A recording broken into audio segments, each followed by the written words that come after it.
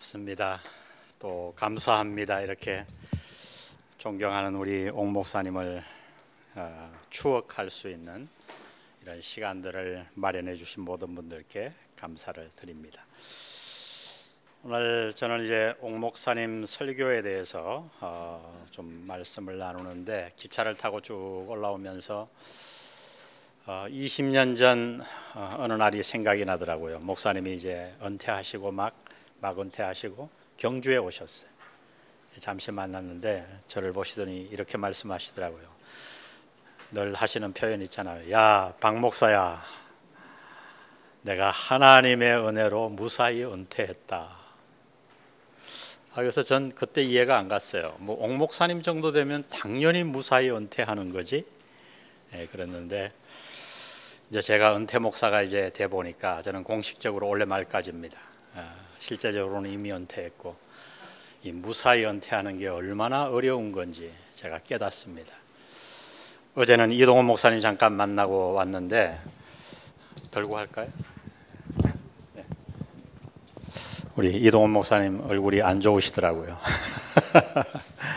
목회에는 정말 어떻게 보면 은퇴가 없구나. 그래서 기차 안에 오면서 이런저런 생각을 참 많이 하고 올라왔어요. 옥 목사님의 설교를 목회적인 관점에서 보면 딱 한마디로 저는 이렇게 표현하고 싶어요. 목회적인 설교다. 목회적인 설교였다. 사실 목회 현장에 있지 않고 행하는 설교는 이 성서의 세계에만 치우치기가 아주 쉽거든요. 저는 개인적으로 또 많은 학자들이 생각 그렇게 하고 있지만, 설교자가 누구냐? 그것은 두 세계를 연결해 주는 사람이다. 하나는 이쪽이 성서의 세계라고 하면 이쪽은 청중의 세계. 이 성서의 세계와 청중의 세계에 엄청난 간격이 있는데, 이 간격을 이어주는 사람이 설교자다. 저는 그렇게 믿습니다. 그런 면에서 보면 그냥 목회적인 설교가 아니고 학문적인, 그러니까 자신이 가까이 하는, 목회하는 청중이 없는 설교는 자연적 좀 성서의 세계에 치우치기가 쉬운 것 같아요. 또 목회를 하고 있다고 해도 그 목회 현장에서 성도들과 직접적으로 연관되지 않은 목사님들의 설교를 들어보면 이 목회적인 설교가 아쉬울 때가 참 많아요. 근데 목사님은 목회를 하셨고, 당연히 여러분 아시다시피 그냥 목회를 하신 정도가 아니라 소그룹 안에서 성도들을 다 만나신 거예요. 성도들과 아주 밀착되어 있었어요. 그래서 그 설교를 보면 굉장히 목회적인 설교였다. 뭐 그렇다고 해서 목사님의 설교가 성서의 세계가 약했느냐? 전혀 그렇지 않아요, 여러분. 목사님의 설교를 이렇게 가끔, 저는 많이 보지는 않고 많이 들어보지는 않았지만 몇 편을 이렇게 훑어보면 깜짝깜짝 놀랄 때가 많아요.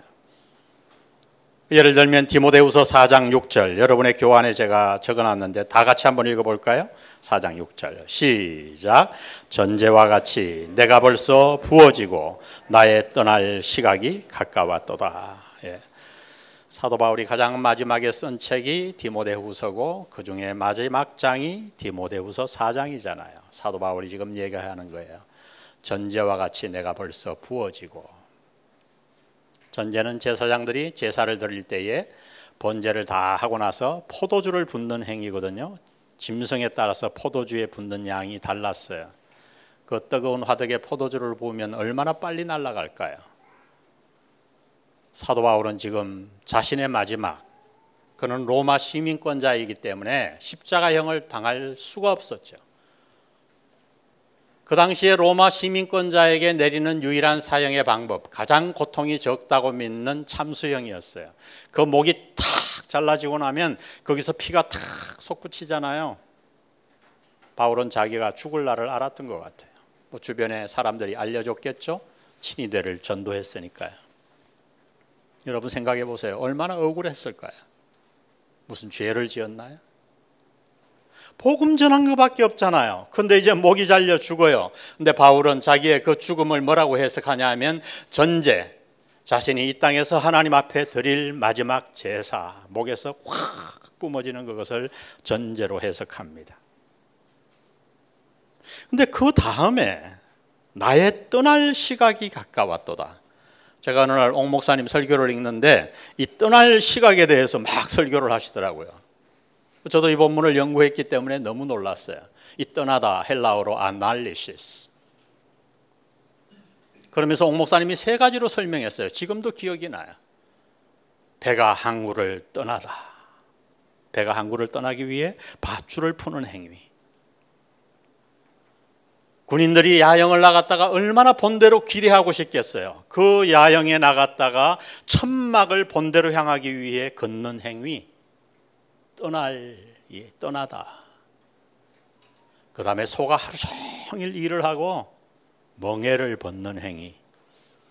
여러분, 소가 하루 종일 밭을 갈다가 멍에를 탁 벗기면 소가 어떻게 반응하는지 아세요? 이게 농촌에서 안 자라본 사람은 몰라요. 씩 웃습니까? 아니에요. 막 어깨를 풀어요. 막 앞발을 이렇게 하면서 좋아가지고 툭툭 해요. 전 시골에서 자라서 알아요. 그 행위. 여러분, 이게 어디 나오냐면 TDNT라고 하는 신학사전에 나와요. 우리 신학학 교수님이 달라스에서 항상 아내 다음으로 끼고 살아야 할 게 TDNT다. 그렇게 얘기했거든요. 근데 이 TDNT는 원래 독일어로 쓰여졌는데 여러분 두꺼운 큰 책 있죠. 우리 그냥 보통 책이 아니고 그거 한 2배만한 책으로 한 권이 한 400~500페이지 돼요. 그걸로 독일어로 7권, 영어 번역이 10권이에요. 그러니까 단어 하나, 그게 단어 사전이거든요. 신학 사전이지만 이 단어, 성경에 나오는 모든 단어를 해석해 놓은 건데 어떤 단어는요, 여러분이 갖고 있는 우리 책 한 권이에요. 앞에 거 읽으면 뒤에 거 잊어버려요. 그래서 저는 그렇게 아끼라고 하는 책을 내가 이거 한국에 가서 목회하면서 보겠냐 그래서 올 때 팔아먹고 왔어요. 다행히 우리 요단 출판사에 어느 목사가 압력을 엄청 넣어가지고 박모 목사라고 하는 사람이 우리 침례교니까 요단 출판사에 압력을 넣어서 당권 주석을 냈어요. TDNT. 근데 당권이 아니고요. TDNT에 나오는 거예요. 이게 옥 목사님이 설교에 언급하셨더라고요. 그래서 내가 너무 신기해가지고 권성수 교수님에게 물었어요. 권 목사님, 옥 목사님이 아무리 봐도 설교할 때 TDNT를 참고하는 것 같은데요. 그랬더니 박 목사 어떻게 알았어? 맞아. 참 놀랄 노짜죠. 웬만한 교수들도 참조하려고 하지 않는 TDNT 신학사전을 목사님이 다 참조하신 거예요. 이렇게 학문적이지만 옥 목사님의 설교는 어떤 신학자들의 설교와는 매우 다르게 감동적입니다. 왜인가? 거기에는 항상 그 설교에는 성도들을 향한 마음이 담겨 있기 때문이에요. 목사님의 설교는 항상 적용적입니다. 한번 잘 들어보세요. 성도들이 삶 속에서 행할 수 있고 행할 수 있는 것들을 강조하십니다. 예를 들면 여러분 인터넷에 요즘 막 떠 있는 설교, 목사님 이 설교도 떠 있을 거예요. 십자가 사랑에 대한 설교를 하잖아요. 그런데 마지막 적용에 막 불같이 적용하실 때는 마지막 막 불을 붙이시잖아요. 우리 아들이 달라스 신학교를 졸업하고 설교를 하는데 좀 답답해요. 이게 어릴 때부터 미국에서 잘 자라 그런지 한국말이 유통치 않은지. 그래서 내가 얼마 전에 주문했어요. 너 옹카는 목사님 설교를 100편 들어라. 너는 불이 없다. 옥 목사님 설교는 불이 있잖아요. 특히 적용할 때 십자가 사랑 설교하며 이렇게 설교하시잖아요. 하루 10분만 십자가를 묵상하라고. 하루 10분만.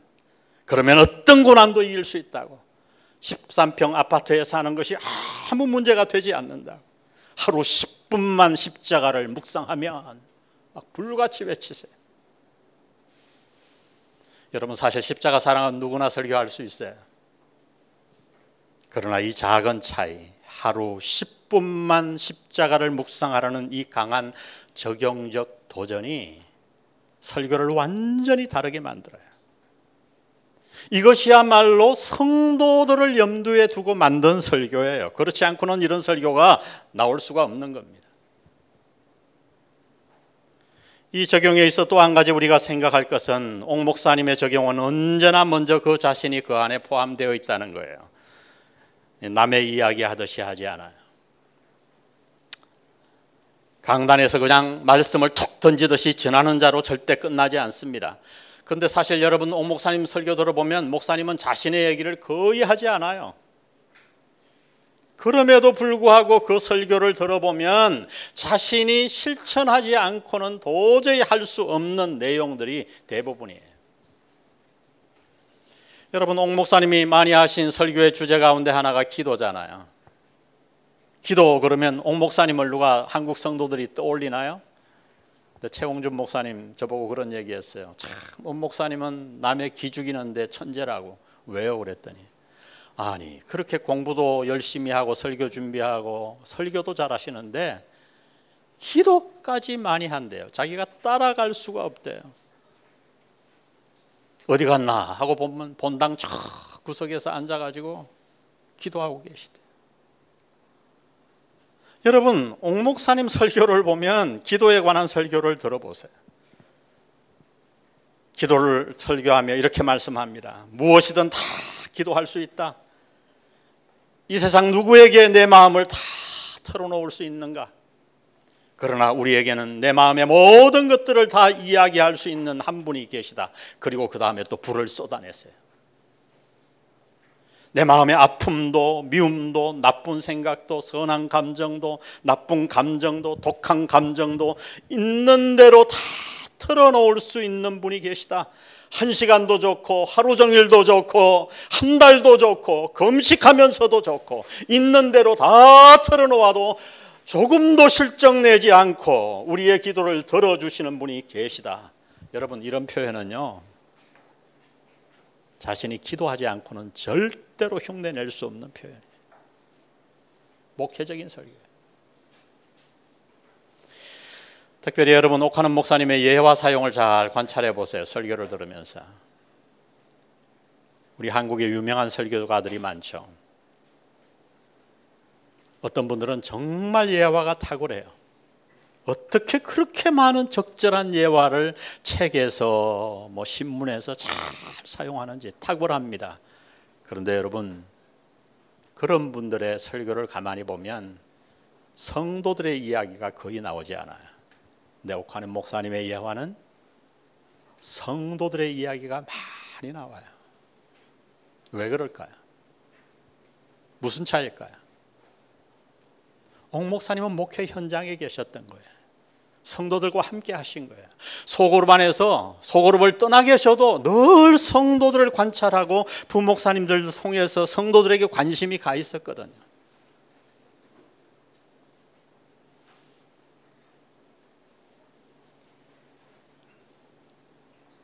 아주 오래전에 인배한 목사님이 한번 말씀하셨습니다. 어느 날 몇 권사님과 집사들이 자기를 찾아와서 이제 그때 전도 대각성 집회 이런 거 하잖아요. 그때 살인마 김대두를 전도하겠다고 찾아왔대요. 감옥에 있는 김대두를. 옥 목사님이 전도하겠다는데 못하라고 할 수는 없잖아요. 그래서 그냥 떨떠름하게 해보라고. 근데 옥 목사님이 나중에 말씀하는 거예요. 잘 안 될 건데 해보겠다니까 그냥 해보라고. 그런데 웬일입니까? 여러분 다 아시죠? 그 권사님과 집사들이 끈질기게 김대두를 찾아가서 결국 김대두의 마음문을 열고 예수님을 회개하고 영접하게 했어요. 근데 그 얘기를 하시면서 그 말씀을 하시면서 회개를 하시는 거예요. 자기는 안 될 줄 알았대요. 그러면서 그 영혼에 대한 얘기와 어떤 영혼에 대해서 포기한 것, 자기가 하나님의 사랑을 그렇게 설교했지만 아직도 하나님의 사랑에 멀었다고 하는 것을 절절하게 말씀하는 거예요. 성도들 앞에 부끄럽고 자기가 성도들보다 못했다고 하나님 앞에 회개하는 이 솔직한 설교.